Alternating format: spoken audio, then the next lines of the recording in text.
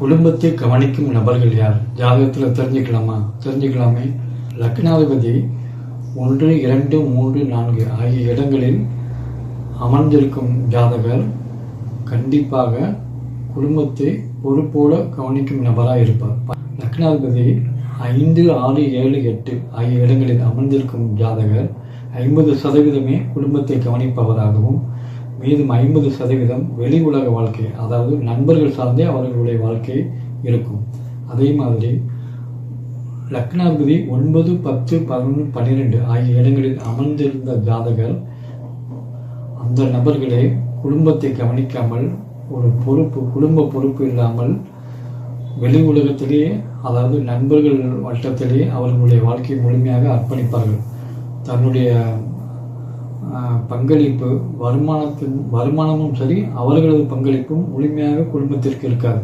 குடும்பத்திற்கும் அவர்களுக்கும் சம்பந்தமில்லாத நபர்களாகத்தான் இருப்பார்கள்.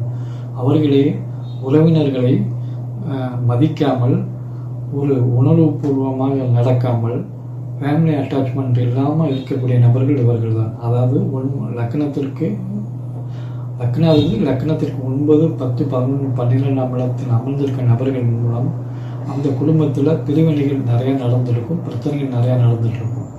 இந்த நபர்களுக்கு தீர்வு என்னென்னா, ஒரு சிவன் கோயிலில் அல்லது பெருமாள் கோயிலில் அந்த லக்னாதிபதி நின்ற நட்சத்திரம் அன்று அவரை கூட்டிக் கொண்டு போய் அந்த கோயில் முறைப்படி அவருக்கு துலாபாரம் கொடுத்துட்டு வந்து இறை வழிபாடு பண்ணிட்டு வந்துட்டிங்கன்னா இந்த பிரச்சனைகளிலிருந்து விடை கிடைக்கும்.